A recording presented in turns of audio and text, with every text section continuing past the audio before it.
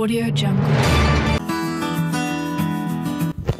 খেলা হবে দিবস পালন। প্রচণ্ড উত্তেজনা উন্মাদনার মধ্যে দিয়ে শনিবার 16ই আগস্ট 17 নম্বর ওয়ার্ডের অন্তর্গত পল্লীশ্রী সংঘের মাঠে অনুষ্ঠিত হলো খেলা হবে দিবস। মুখ্যমন্ত্রী মমতা বন্দ্যোপাধ্যায়ের অনুপ্রেরণায় ও রাজারহাট গোপালপুরের বিধায়ক অদিতি মুন্সির সহযোগিতায় 8 দলীয় এই নকআউট ফুটবল টুর্নামেন্টে পরিচালনা করেছেন পৌর প্রতিনিধি আশুতোষ নন্দী। বিজয়ী দল স্বর্গীয় তরুণ চক্রবর্তী উইনার্স ট্রফি ও নগদ 30,000 টাকা এবং বিজেতা দল স্বর্গীয় সুখেন চক্রবর্তী রানার্স ট্রফি ও নগদ 20,000 টাকা পাচ্ছে। উদ্বোধনী ম্যাচে টাই ব্রেকারের পেনাল্টি শটে 3/2 গোলে একতা সংঘ হারিয়ে দেয় উদয়ন সংঘকে। যুব নেতা অয়ন বিশ্বাস, শুভঙ্কর নাথ, খোকনরা সুষ্ঠুভাবে খেলা হতে সাহায্য করেন। প্রতি দলে 5 জন করে খেলে। দিন রাতের এই টুর্নামেন্টে পর্যাপ্ত আলো ও অ্যাম্বুলেন্সের ব্যবস্থা ছিল।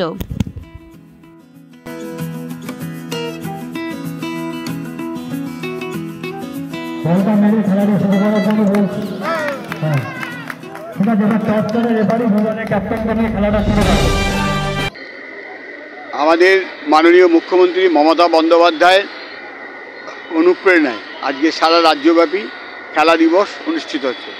আমরা আমাদের রাজারহাট গোপালপুর বিধানসভা কেন্দ্রে আমাদের বিধাননগর পৌর নিগমের 17 নম্বর ওয়ার্ডে আজকে 16 তারিখে যে নির্দিষ্ট খেলা দিবস দিন, সেই খেলা দিবসে আমাদের বাঙালির শ্রেষ্ঠ প্রিয় খেলা ফুটবল খেলা এখানে অনুষ্ঠিত হবে। এই খেলায় আমরা আমাদেরই এই ওয়ার্ডের যে সমস্ত বড় বড় ক্লাবগুলো আছে সেই 8টি ক্লাব এখানে অংশগ্রহণ করেছে।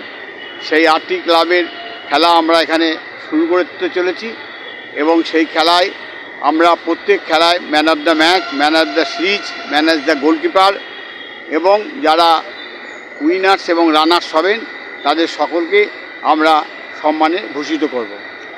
রানার্স এবং উইনার্স ট্রফি আমাদের শ্রদ্ধেয় শ্রী তরুণ চক্রবর্তী আমাদের তার উদ্দেশ্যে আমরা করেছি। আর আমাদের রানার্স হচ্ছে আমাদের শ্রদ্ধেয় শ্রী সুখেন চক্রবর্তীর স্মরণে। এটা জিতবে তাদেরকে আমরা 30,000 টাকা, যারা উইনার্স হবেন আর যারা রানার্স হবেন তাদেরকে 20,000 টাকা ক্যাশ প্রাইজ আমরা দেব।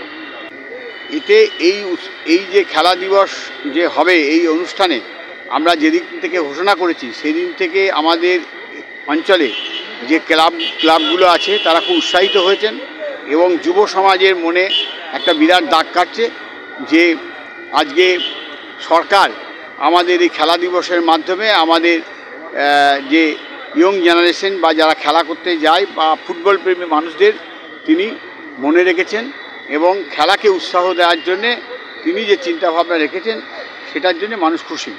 8টা দলের নাম হচ্ছে আমাদের এখানে মাস্টারদা স্মৃতি সংঘ, আমাদের পশ্চিম অধিবাসীবৃন্দ, মিলন সংঘ, পল্লীশ্রী, একতা সংঘ, উদয়ন সংঘ এবং আমাদের নেতাজি সংঘ হরিচাঁদপল্লী এবং নজরুল কলোনি। এখানে কী ধরনের তারা কি বুট নিয়ে না খালি পায়ে কেমনভাবে খেলবে? তারা বুট নিয়েই খেলবে। সেইভাবেই আমরা তাদের যে নিয়মাবলী দিয়েছি, তাদেরকে যখন নাম নথিভুক্ত করেছে তাদেরকে সেইভাবেই আমরা নিয়মাবলী যেভাবে আমরা দিয়েছি নিয়মাবলী সব আমাদের লেখা আছে এবং এই জার্সিগুলো সব আমরা প্রত্যেকটা 8টা ক্লাবে 8 রকমের জার্সি আমরা আমাদের এই খেলা দিবসের পক্ষ থেকে তাদেরকে আমরা দান করছি। মানে আমাদের পর্যাপ্ত আলোর ব্যবস্থা আছে, সেই জন্য খেলাটাই আমরা দিবারাত্রব্যাপী রেখেছি এবং মাঠের চতুর্দিকে আমরা লাইটের ব্যবস্থা করেছি এবং আরও যা যা আনুষঙ্গিক একটা খেলাকে কেন্দ্র করে যেগুলো দরকার সেই সব রকম ব্যবস্থাই আমরা রেখেছি।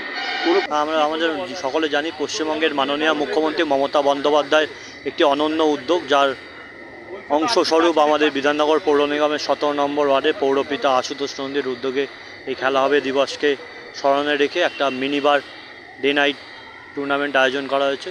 ওয়ার্ডের সকল টিমগুলো খেলছে, একটা ভালো উদ্যোগ। খেলা হবে দিবস মানে আমাদের এই এলাকার 8টি ক্লাবকে নিয়ে একটা সম্প্রীতির বার্তা দেওয়ার জন্য চেষ্টা করছেন আমাদের পৌর প্রতিনিধি আশুতোষ নন্দী। কারণ মুখ্যমন্ত্রী মমতা বন্দ্যোপাধ্যায় এই খেলা হবে দিবস পরিচালনা চালু করেছেন আমাদের মানবিক মুখ্যমন্ত্রী। সেই খেলা হবে দিবসে সকল ক্লাবের সাথে একটা সম্প্রীতি, আমাদের বিধায়ক বলে যে সকলে একটা মালার মধ্যে সুতোর মতন সবাইকে একসঙ্গে রেখে সব কিছু করার জন্য। সেই জন্যই আমাদের পৌর প্রতিনিধি ভেবেছে যে সকল ক্লাবগুলোকে একসাথে যদি আমরা একটা করে সবার সঙ্গে সম্পার একটা সম্প্রীতি যদি মাঠেই একমাত্র হয় যে সম্প্রীতির বাঁধন তৈরি করা যায়, সেই মাঠেই আজকে ফুটবল খেলা হবে। আজকে আমরা 8খানা ক্লাব 17 নম্বর ওয়ার্ডে 8টা ক্লাবকে নিয়ে এবং বিধাননগর পৌর নিগমের উদ্যোগে অদিতি মুন্সি এবং দেবরাজ দার উদ্যোগে এই খেলা দিবস চালু করেছি, যাতে পাড়ার ক্লাব সব আমরা সংঘবদ্ধভাবে এই দিনটা উৎসর্গ করে যাতে আমরা ভালোভাবে আজকের দিনটা আনন্দ করে খেলা দিবস করতে পারি, তার জন্য আমরা পাড়ার সবাইকে নিয়ে এবং সব ক্লাবকে নিয়ে আমরা এই খেলা দিবস করছি।